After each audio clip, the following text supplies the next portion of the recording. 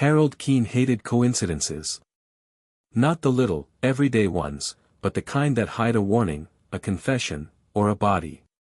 42 years as an investigator had taught him that ignoring them could be deadly. And on a quiet Wednesday afternoon in late October, one coincidence arrived at his doorstep that would change everything. No return address. No stamp. Just his name, perfectly printed. Inside, a manila folder stamped in fading blue ink, final case file. Dated 5 years in the future. And it wasn't just any case, it was his own. What followed would push Harold into a chilling race against time, forcing him to confront a cold case that had haunted him for decades, and a future that seemed determined to come true. This is the story of the man who could see his own death, and chose to face it anyway. Harold Keene hated coincidences. Not the casual, knock-on-wood kind. Not the, funny how things happen, kind. He hated them because, in 42 years as an investigator, every coincidence he ignored eventually became a headline, a confession, or a body that could have been prevented. So when the envelope arrived on a Wednesday afternoon in late October, Harold didn't throw it away. He didn't open it either. It simply sat there on the small oak table by his front door. Bills, flyers, occasional notes from his sister reminding him to call, they were usual. This wasn't. No return address. No stamp. Just his name, neatly printed. Harold Keene. Not Mr. Keene. Not H. Keene. The full name. Spelled right. The way official paperwork always did. Harold lingered, coat still on, keys in hand. His stomach tightened. He slid a finger under the flap and opened it. Inside was a manila folder, thick, worn, the kind he had carried under his arm for most of his adult life. Stamped across the front in faded blue ink were 2 words that made him freeze. Final case file. Below it, a date, August 14, 2030. Harold checked his watch without thinking. October 22, 2025. 5 years into the future. He closed the door behind him, locked it, and carried the folder to his living room. He sat in his recliner, leather creaking under his weight, and rested it on his knees. For a long moment, he just stared at the date, as if willing it to change. Then he opened it. The first page made his hands go numb. Case subject, Harold Ellis Keene. Date of birth. Social security number. Former badge number. Details that weren't public. Details that weren't accessible outside law enforcement. Details buried with his retirement paperwork. He flipped the page. A photograph stared back. It was him. Older. Thinner. Hair almost completely white. Lines deeper around the eyes. But unmistakably him. The photo looked candid.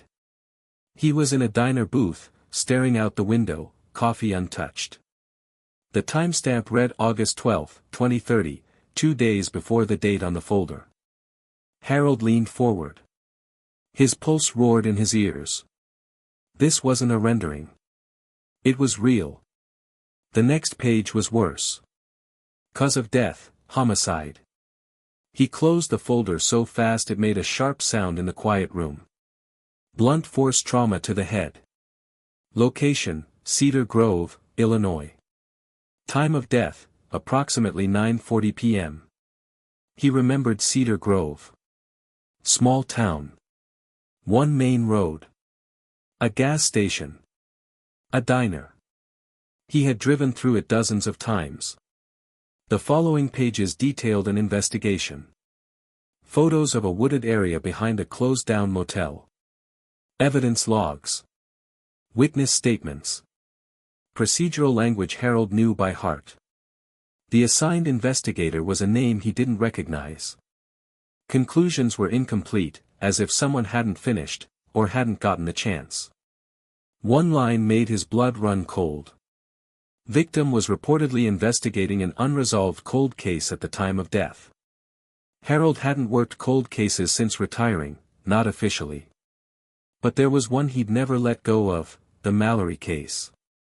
Evelyn Mallory, vanished 23 years earlier from Cedar Grove. No body. No arrest. Just a trail gone cold within weeks. He had been lead investigator. And it had haunted him ever since. The folder closed like a weight on his chest. Someone wanted him to look at this. Someone wanted him to know. That night, Harold didn't sleep. He spread the file across his dining table, memorizing every detail. Witness statements were vague, a waitress who remembered seeing him at the diner, a gas station clerk who recalled an argument. No suspects. No motive. And then, buried in the middle, one detail, Thomas Avery. A local handyman. Questioned briefly. Alibi never fully confirmed. Avery had died 8 years ago, or so Harold thought. A search that night revealed the truth: Avery was alive, living less than 20 miles from Cedar Grove. Harold understood something else: the file wasn't just predicting his death. It was guiding him toward it. Locations, names, times, all nudged him along a path only he could follow. He drove to Cedar Grove, sat in the diner from the photograph, watched the window, drank coffee that cooled untouched. He spoke to locals about Evelyn Mallory. Most said the same things: she was quiet, she was sweet, she just disappeared. When he tracked down Thomas Avery, the man's eyes went wide. "I told you everything," Avery whispered. "I already told the police." "Not everything," Harold said. Avery slammed the door. The future file had been right so far. Too right. Weeks turned into months. Harold documented everything, recorded conversations, retraced steps. Slowly, he aged into the man in the photograph, hair white, hands shaking, lines deepening. On August 12, 2030, Harold sat in the diner, coffee cooling before him. He knew what was coming. He'd known for years. At 9:17 p.m., he paid his bill and stepped outside. At 9:40 p.m., in the woods behind the motel, Harold Keene confronted the truth he had chased for decades. The file never said who killed him. Only that he was finally done.